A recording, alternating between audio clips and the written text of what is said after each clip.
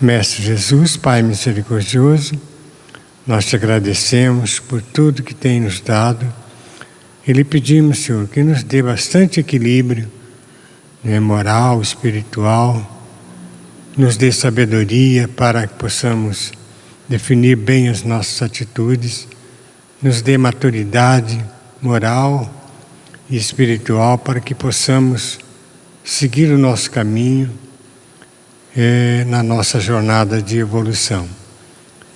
Abençoe, Senhor, a todos nós aqui presentes, seus familiares e os desencarnados, né? Que os benfeitores espirituais possam ajudá-los também. Que Deus tenha misericórdia de todos eles. Que assim seja. Nós vamos dar continuidade ao estudo do Livro dos Espíritos, né? No capítulo 9, a interferência, né? Na intervenção dos espíritos no mundo corporal.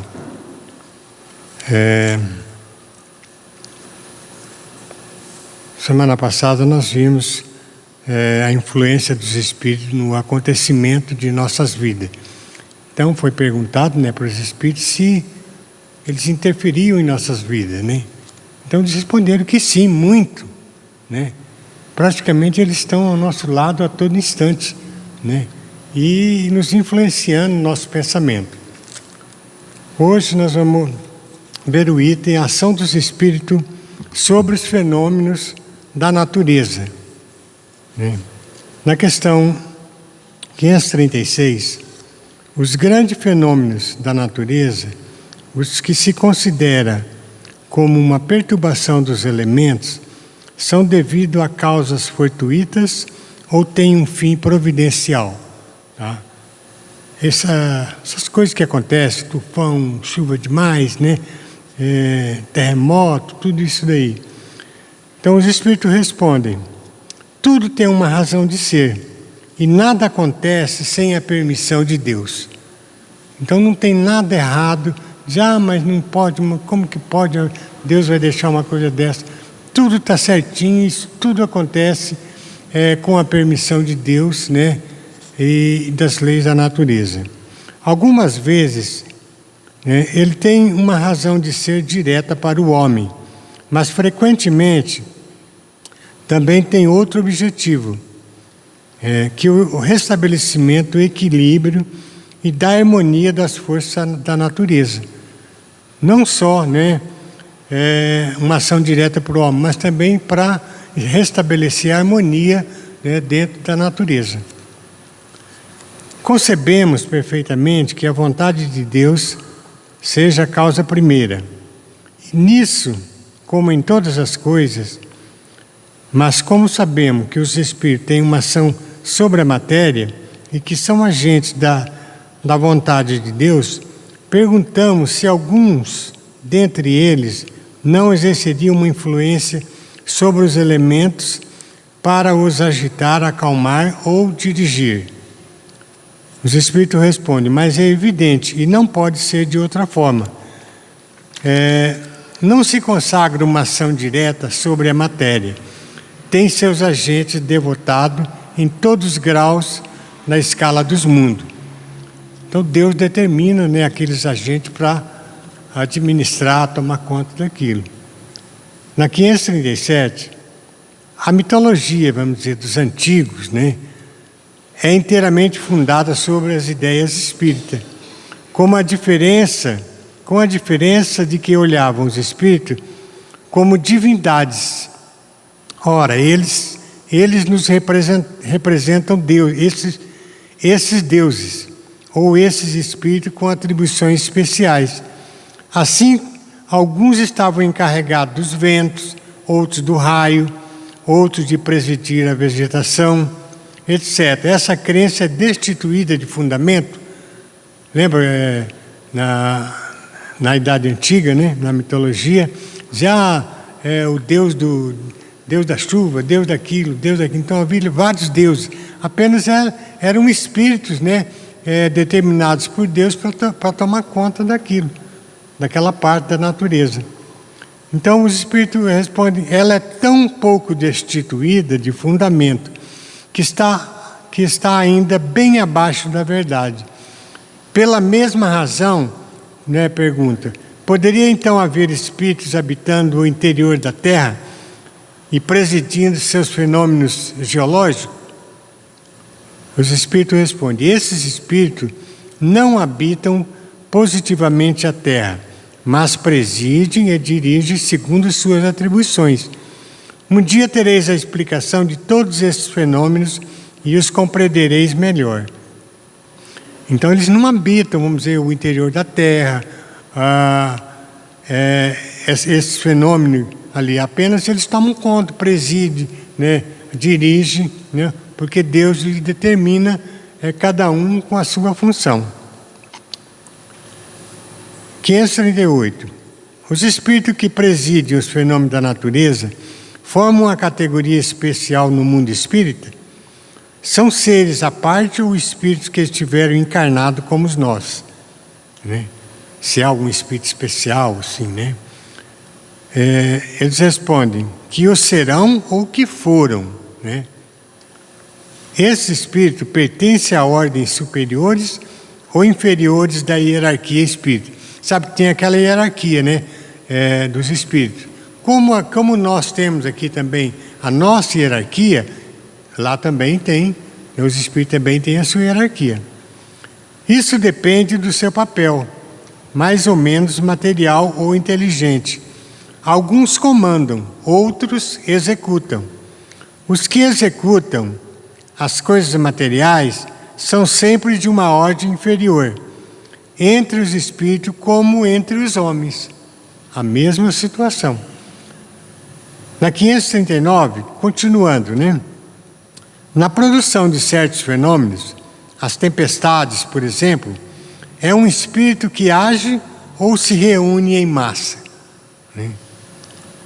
Nós vimos esses dias aí, essa semana, Estados Unidos, tantos tornados, né? Devastando tudo. Né? As pessoas pensam, não, mas parece que não está certo isso. Não, está tudo certinho, está tudo dentro dos conformes e como Deus determinou, né? E cada um tem destinado a tomar conta disso.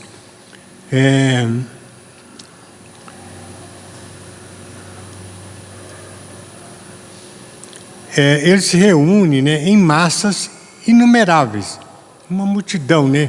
Muitos espíritos se reúnem na produção de certos fenômenos. 540. Os espíritos que exercem uma ação sobre os fenômenos da natureza agem com conhecimento de causa, em virtude de seu livre-arbítrio, ou por um impulso instintivo ou irrefletido. Resposta: alguns sim, outros não. Eu faço uma comparação. Imagine essa miríade de animais que, pouco a pouco, fazem surgir do mar as ilhas e os arquipélagos. Crês que nisso não há um fim providencial e que uma certa transformação da superfície do globo não seja necessária à harmonia geral? Esses não são mais que animais da última ordem, que cumprem essas coisas para proverem sua necessidade e sem desconfiar que são instrumentos de Deus. Muito bem. Da mesma forma, os espíritos mais atrasados são úteis ao conjunto, enquanto ensaiam para a vida, antes de terem a plena consciência de seus atos e de seu livre-arbítrio, para agirem sobre certos fenômenos, dos quais são agentes inconscientes, que executam primeiro. Mais tarde, quando sua inteligência estiver mais desenvolvida, comandarão e dirigirão as coisas do mundo material. Mais tarde ainda poderão dirigir as coisas do mundo moral. E é assim que tudo serve. Tudo se coordena na natureza, desde o átomo primitivo até o arcanjo que ele mesmo começou pelo átomo. Admirável lei de harmonia, do qual vosso espírito limitado não pode ainda entender o conjunto. nós não temos ainda essa capacidade para entender tudo, né? Ainda falta muita coisa, né? Tem hora que a gente tenta ultrapassar os limites do nosso conhecimento, mas tem uma barreira muito grande que ainda não conseguimos. Então nós precisamos da nossa reforma íntima melhorar muito para poder ter conhecimento de tudo que se passa no universo. No outro item, gente, o espírito durante os combates, durante as guerras, as guerrilhas, tudo que se passa. Na questão 541, em uma batalha, há espíritos que assistem e sustentam cada partido. Quer dizer, vai estar de um lado ou de outro, né? Sim, e que estimulam sua coragem, respondem. Os antigos, outrora, representavam os deuses, tomando partido por tal ou tal povo. Esses deuses não eram outro senão espíritos representados sob figuras alegóricas. 542. Em uma guerra, a justiça está sempre de um lado, como os espíritos tomam partido pela injustiça. Em uma guerra, a justiça está sempre de um lado, como os espíritos tomam partido dessa injustiça, pela injustiça. A resposta: sabeis bem que há espíritos que não procuram senão a discórdia e a destruição. Para eles, a guerra é a guerra, a justiça da causa poucos os impressiona. Então, existe aqueles espíritos que não está nem aí se está certo, está errado. Se para mim estiver errado, para ele, o que eles querem é promover a discórdia. 543. Certos espíritos podem influenciar o general na concepção de seus planos de campanha?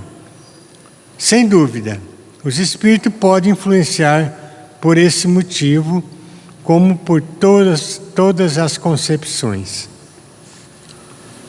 Então, realmente, eles influem bastante. 544. Os maus espíritos poderiam suscitar-lhes maus planos, tendo em vista sua perdição? Nós já vimos isso na história, né? Sim, mas não tem ele seu livre-arbítrio. Se seu julgamento não lhe permite distinguir uma ideia justa de uma ideia falsa, suporta as consequências e faria melhor obedecer do que comandar. Na 545, o general pode algumas vezes ser guiado por uma espécie de segunda vista, uma vista intuitiva que lhe mostre antecipadamente o resultado de seus planos? Resposta: frequentemente é assim no homem de gênio. É o que se chama inspiração e faz com que ele haja como uma espécie de certeza. Essa inspiração que vem dos espíritos que o dirigem e sabem aproveitar as facilidades do que é dotado. Às vezes pode ser para o bem ou para o mal, né? 546. No tumulto do combate, o que ocorre com os espíritos que sucumbem? Ainda se interessam pela luta depois da morte? Alguns se interessam, outros se afastam, tá? Nos combates acontece aquilo que ocorre em todos os casos de morte violenta. No primeiro momento, o espírito está surpreso e como perturbado e não crê estar morto, parecendo-lhe ainda tomar parte de uma ação. Não é senão pouco a pouco que a realidade lhe aparece.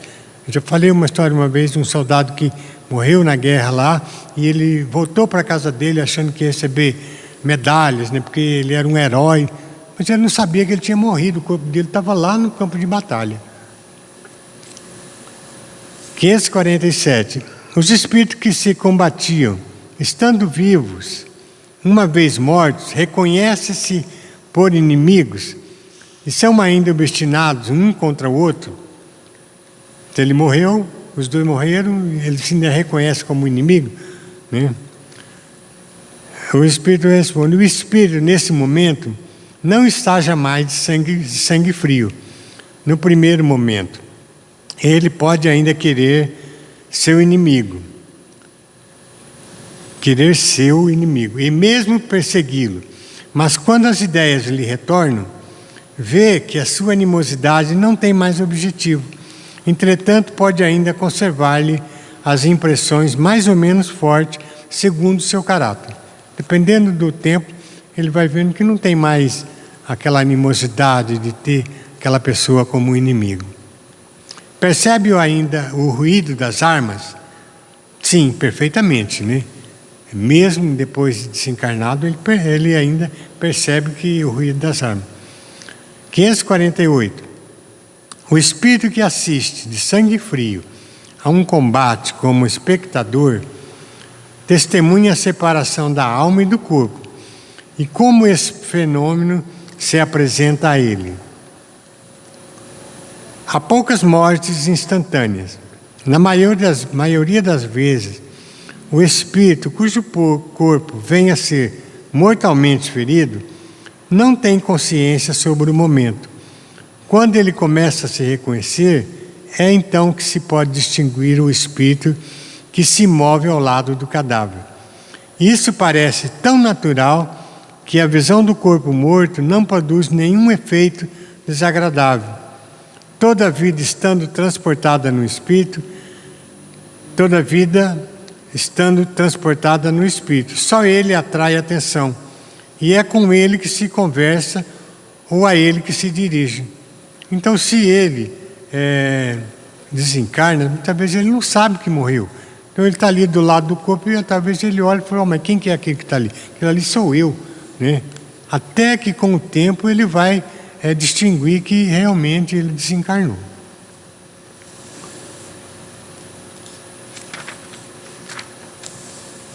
Ainda tem mais um pouquinho. Dos pactos. Esse item, gente, é dos pactos que se faz, as pessoas fazem um pacto de morte, não sei o quê, qualquer coisa assim. 549. Há alguma coisa de verdadeira nos pactos com os maus espíritos? Às vezes a pessoa faz um pacto com o mau espírito, né, querendo alguma coisa, com um certo objetivo, né? Os espíritos respondem, não há pactos, mas uma natureza má simpatizando com um mau espírito. Por exemplo, queres atormentar teu vizinho e não sabes como fazê-lo? Então chamas para ti os espíritos inferiores, que como tu, não querendo senão o mal, e que para te ajudarem querem que tu lhe sirvas nos seus maus propósitos. Mas não se segue daí que o teu vizinho não possa se livrar deles por uma conjuração contrária e pela sua vontade. Aquele que quer cometer uma ação má, chama, só por isso, maus espíritos, para ajudá-lo. Está então obrigado a servi-los, como o fazem para si, porque eles também têm necessidade dele, para o mal que queiram fazer. É somente nisso que consiste o pacto. Às vezes a pessoa quer fazer um mal para uma pessoa, pede ajuda para os espíritos maus, inferiores, né? Mas a outra pessoa também tem os bons espíritos que o protegem, tá? E esse espírito mau vai ficar sugando aquela pessoa que quer fazer mal à outra. A dependência em que o homem se encontra, algumas vezes em relação aos espíritos inferiores, provém do seu abandono aos maus pensamentos que eles sugerem e não de quaisquer estipulações recíprocas. O pacto, no sentido vulgar que se dá essa palavra, é uma alegoria que figura uma natureza má simpatizando com o espírito malfazejo. É apenas uma certa alegoria. As pessoas que atraem pelo pensamento, né? Muitas vezes a pessoa, a gente percebe que a pessoa tem um certo carisma, transmite uma sintonia má, né? Como aquele também que transmite alegria, bondade, né? A mesma coisa. 550. Qual é o sentido das lendas fantásticas, segundo as quais indivíduos teriam vendido a alma a Satanás para obter certos favores. A gente já viu falar muito sobre isso, né? Todas as fábulas guardam um ensinamento e um sentido moral. Vosso erro é tomá-las ao pé da letra. Essa é uma alegoria que se pode explicar assim: aquele que chama em sua ajuda os espíritos para obter dons da fortuna ou qualquer outro favor, murmura contra a providência. Ele renuncia à missão que recebeu e as provas que deve suportar neste mundo. E disso sofrerá as consequências na vida futura.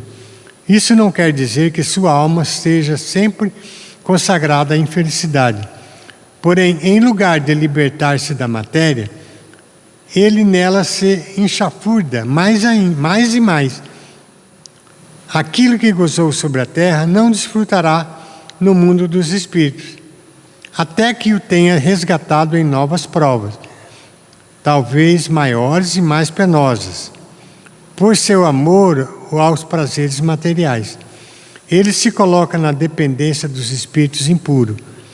Há entre estes e ele um pacto tácito que o conduz à perdição, mas que lhe é sempre fácil de romper com a assistência dos bons espíritos. E para isso tem vontade firme, né? Então, às vezes, a pessoa pede ajuda do espírito para determinada coisa, mas ele não consegue compreender ainda que nós estamos aqui no mundo de provas e expiações. Nós pedimos para vir para cá e nós pedimos essas provas para que nós possamos evoluir.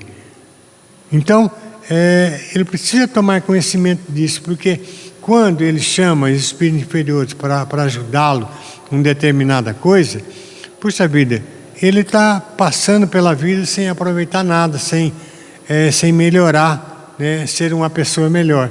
Então ele vai ter que retornar outra vez para cumprir novamente aquilo que ele teria que ser feito, né, nessa vida, ou até mais ainda.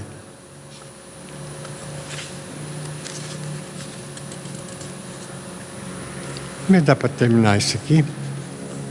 Poder oculto, talismãs e feiticeiros. 551. Pode um homem mau, com a ajuda de um mau espírito, que lhe é devotado, fazer mal ao seu próximo? Não, Deus não o permitiria. 552. Que pensar da crença no poder que teriam certas pessoas de lançar a sorte? Certas pessoas têm um poder magnético muito grande, do qual podem fazer um mau uso se seu espírito é mau. E nesse caso, elas podem ser secundadas por outros maus espíritos. Mas não acrediteis nesse pretenso poder mágico, que não existe senão na imaginação de pessoas supersticiosas, ignorantes da verdade e das leis da natureza.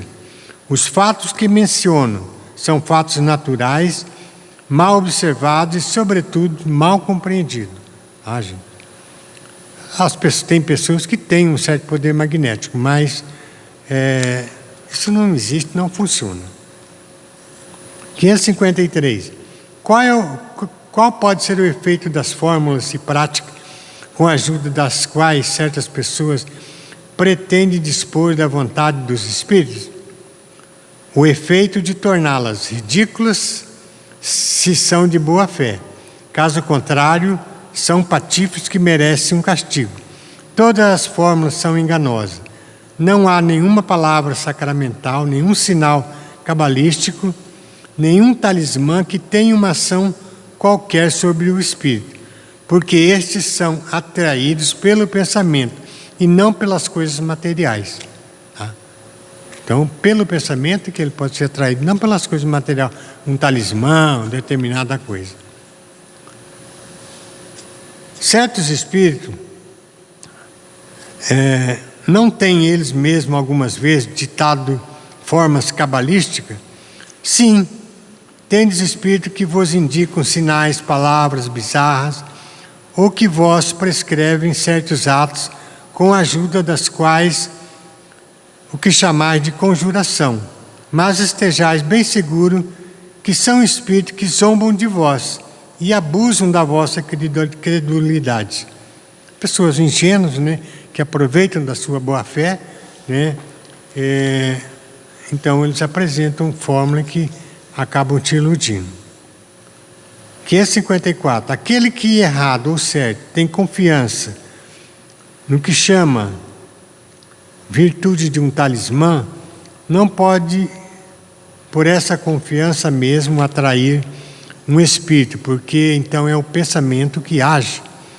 O talismã não é senão um sinal que ajuda a dirigir o pensamento.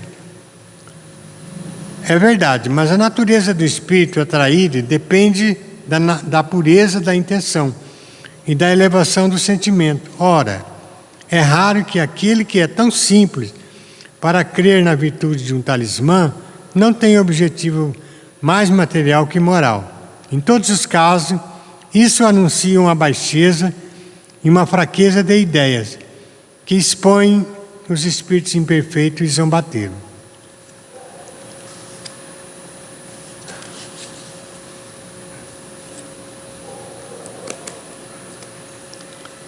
Que é 55, só para terminar aqui, gente. Que sentido se deve dar à qualificação de feiticeiro? Aqueles a quem chamar de feiticeiros são pessoas que, quando de boa fé, são dotadas de certas faculdades, como a força magnética ou segunda vista. Então, como fazem coisas que não compreendeis, acreditais que são dotadas de uma força sobrenatural. Vossos sábios frequentemente não passam por feiticeiro aos olhos das pessoas ignorantes.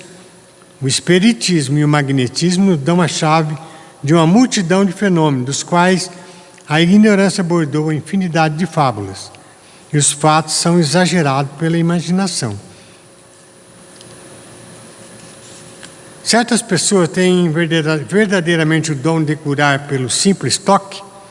A força magnética pode ir até aí, quando secundada pela natureza do sentimento e um ardente desejo de fazer o bem, porque então os bons espíritos ajudam. Mas é preciso desconfiar da maneira pela qual são contados por pessoas muito crédulas ou muito entusiasmadas, sempre dispostas a ver o maravilhoso nas coisas mais simples e mais natural. É preciso desconfiar-se também das narrações interesseiras da parte de pessoas que exploram a credulidade do seu pensamento, do seu proveito. Vamos parar por aqui, gente, vamos dar continuidade ao estudo do Evangelho.